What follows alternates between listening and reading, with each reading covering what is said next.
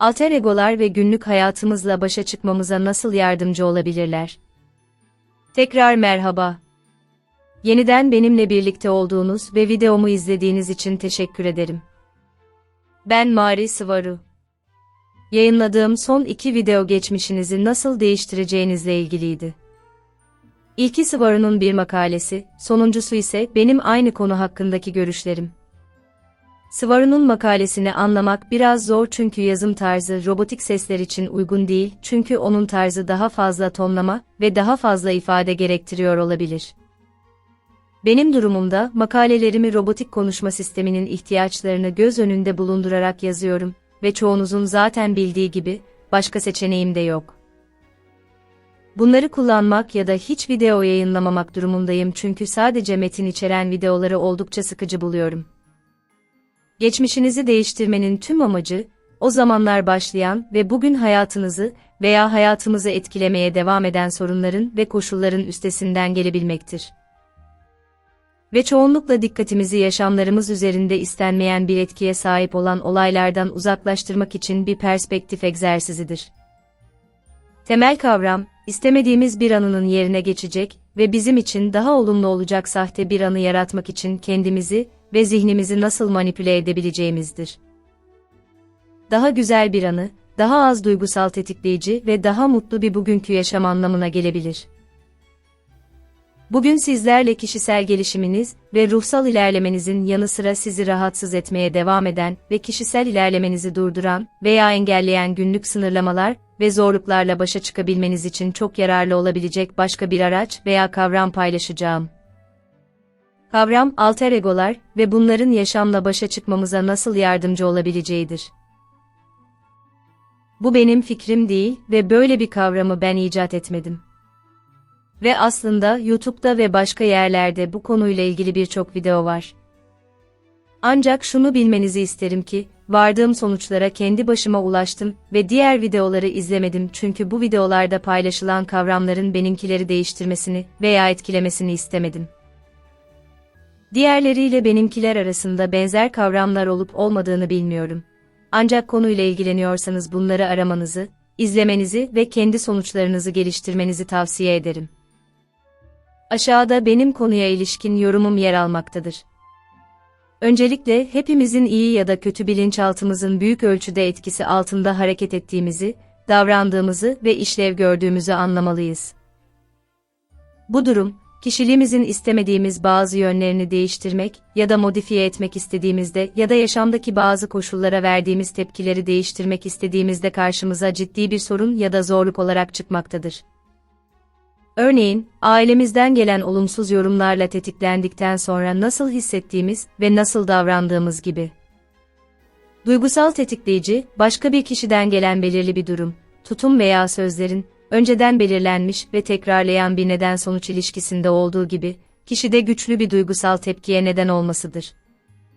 En güçlü tetikleyiciler, kişinin yıllar boyunca ailesiyle etkileşim halindeyken geliştirdiği tetikleyicilerdir. Örneğin, aile üyeleri sürekli olarak kişinin eylemlerini kontrol etmeye veya sınırlamaya çalıştığında, kişide güçlü bir hayal kırıklığına neden olur. Bunun iyi bir örneği, anne veya baba gibi yakın bir aile üyesinin kişiyi sürekli olarak küçümsemesi, tüm başarılarının yetersiz ve önemsiz olduğunu hissettirmesi ve kişinin sürekli tekrar eden bir döngüye girmesine neden olarak değersizlik, yetersizlik ve düşük özsaygı duyguları geliştirmesidir. Kişi üzerinde ağır bir etkisi olan toksik aile üyesi, öz saygısını sürekli olarak, kendi başına hiçbir şey yapamayacağını ve hiçbir şey başaramayacağını hissettiği ve buna ikna olduğu noktaya kadar düşürecek, kişinin toksik ve büyük olasılıkla narsist aile üyesine daha fazla bağımlı hale gelmesine ve nihayetinde şiddetli depresyona girmesine neden olacaktır. Ağır narsistik aile üyeleri, özellikle de anne ve baba için durum tam da budur. Oğullarının ya da kızlarının sağlıklı bir öz saygıya ulaşmasını engellemek isteyecek, hayatla yüzleşme ve kendi başlarının çaresine bakabilme kapasitesini geliştirmelerini durduracak, artık anne ya da babanın onlara sağladığı kaynaklara ihtiyaç duymayacaklardır. Bununla birlikte ebeveyn, hayatta kalmak için ebeveyne bağımlı olduğu için kardeşin ona verdiği narsistik kaynağı ya da ilgiyi kaybedecektir. Bir narsist basitçe ilgiyi kaybetmek istemez. Tüm bunlar, bireyin en iyi potansiyeline veya kendisinin en iyi versiyonuna ulaşmasını engelleyen ciddi bilinçli ve bilinçsiz tetikleyiciler ve istenmeyen zihinsel psikolojik tepkiler geliştirir. Bu tetikleyiciler, sınırlayıcı psikolojik tepkiler ve düşünce kalıpları kişinin bilinçaltında derin bir şekilde kök salmıştır ve istediği ve arzu ettiği gibi gelişmesini engeller çünkü zihinlerinde o kadar derin kök salmışlardır ki istediklerini yapamayacaklarına veya başaramayacaklarına inanmaya başlarlar. Örneğin, daha kendine yeterli, kendine güvenen, odaklanabilen ve hayatta net bir amacı olan biri olmayı istemek gibi. Öznenin zihnine programlanmış olan sınırlamaların üstesinden gelmenin bir yolu vardır ve özne herhangi biri olabilir, siz de dahilsiniz, ben de dahilim ve işte bu noktada alter ego kullanımı işe yarayabilir. Temel kavram, birkaç kelimeyle, başka biri gibi davranmak için farklı biri haline gelmek, hayatta öznenin orijinal kimliğinden beklendiği gibi davranmak zorunda kalmamaktır. Bu şekilde, kişinin yaşamı boyunca tatmin edici bir şekilde ilerlemesini engelleyen psikolojik tetikleyicilerin ve sınırlamaların büyük ölçüde üstesinden gelinebilir. Bunu başarmak için, kendinizin en iyi versiyonunu, ideal olarak nasıl olmak istediğinizi hayal etmeli, tercihen her şeyi yazmalı ve bu süreci çok ciddiye almalısınız. İdeal benliğinizin nasıl olması gerektiğine dair fikirleriniz, kavramlarınız ve listeniz ne kadar net ve ayrıntılı olursa o kadar iyi olur. Buradaki fikir, kendinizin harekete geçebileceğiniz süper bir versiyonunu yaratmaktır. Böylece hayatta her zorlukla karşılaştığınızda, kendinize en iyi versiyonunuzun ne yapacağını sorabilir, böylece gününüz boyunca o en iyi versiyonunuzu enkarne edecek şekilde davranabilirsiniz. Ancak etkili bir alter ego geliştirebilmek için bazı önemli faktörlere dikkat etmeniz gerekir. Bunlardan biri, zaten var olan bir kimliği asla kullanmamanız gerektiğidir. Örneğin, Superman, Batman ya da Wonder Woman ya da başka bir ünlü ya da hayranlık duyduğunuz herhangi bir kişi. Bununla ilgili sorun, çalışan ikinci benliğinizi geliştirirken, sokakta yürürken kendi kendinize Batman olduğunuzu tekrar etmenizin, özellikle kendiniz ve bilinç dışı zihniniz için hiçbir anlam ifade etmemesidir. Çünkü bilinçli ve bilinçsiz olarak Batman olmadığınızı çok iyi biliyorsunuz, tabii gerçekten Bruce Wayne değilseniz. Ama o zaman bu sizin sorununuzdur ve konu dışıdır. İkinci benliğiniz, yeni ismi de dahil olmak üzere, kendiniz için yoktan var ettiğiniz bir şey olmalıdır. Kendinizin en iyi versiyonu kendi yaptıklarınızdır ve eşi benzeri yoktur. O zaman onun siz olduğunuzu ve kendinizden başka hiç kimsenin o mükemmel ikinci benlik olamayacağını bileceksiniz. Bilinçaltınız sizi destekleyecektir çünkü hayatınızdaki yeni karakterin siz olduğunuzu bilirsiniz.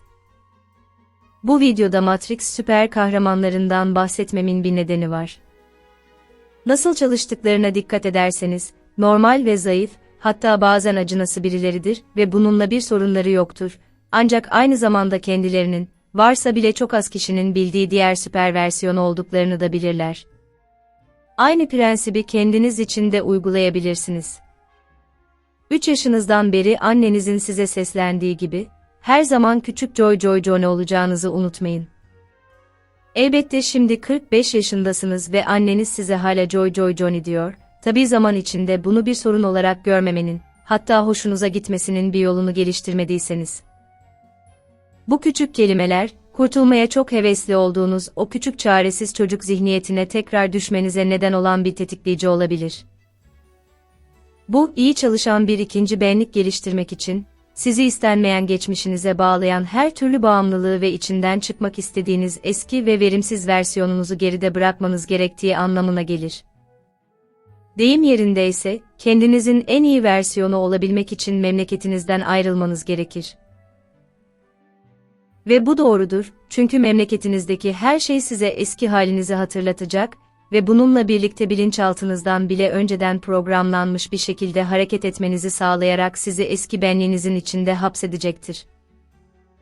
Ayrıca sizi o eski zihniyette tutan aile üyeleriniz ve eski arkadaşlarınız için de hazır olacağınızdan bahsetmiyorum bile. Yine de memleketinizi terk edip etmemek size, kişisel ihtiyaçlarınıza ve seçimlerinize bağlıdır. ve bu alter ego yöntemini kullanarak ya da kullanmayarak gelişebilmek ve kendinizin en iyi versiyonu olabilmek için bunu yapmak tamamen gerekli olmayabilir. Hatta alter egonuzda kendinize yeni bir isim seçebilir ve gün boyunca herhangi bir durumda nasıl yürüdüğünüzü ve nasıl davrandığınızı görebilirsiniz. Yukarıda da söylediğim gibi, ne kadar ayrıntılı olursa o kadar iyi. Ve her şeyi sizden başka kimsenin erişemeyeceği özel bir deftere yazarsanız, netlik ve odaklanmanın ek etkilerinin tadını çıkaracaksınız. Bu alter ego kavramı, doğal olarak orijinal veya normal kimliğimizle ilişkilendirdiğimiz sınırlayıcı psikolojik düşüncelerin, tetikleyicilerin ve sınırlamaların üstesinden gelmek için çok etkilidir. Ve ne kadar çok pratik yaparsanız, mükemmelleştirilmiş benliğiniz, alter egonuz olarak hareket etmekte o kadar iyi olacaksınız. Hayal gücünüzü kullanın. Bu aracın potansiyeli neredeyse sınırsızdır. İkinci benliğinizi hayatınızı değiştirecek kişi olarak görün çünkü tam olarak öyle olacaktır. Kendi süper kahramanınız olun. Bilge olun ve güçlü olun dostlarım. Videomu izlediğiniz için teşekkür ederim. Beni dinlediğiniz için teşekkür ederim ve umarım bir dahaki sefere burada görüşürüz. Kendinize iyi bakın. Mari Sıvaru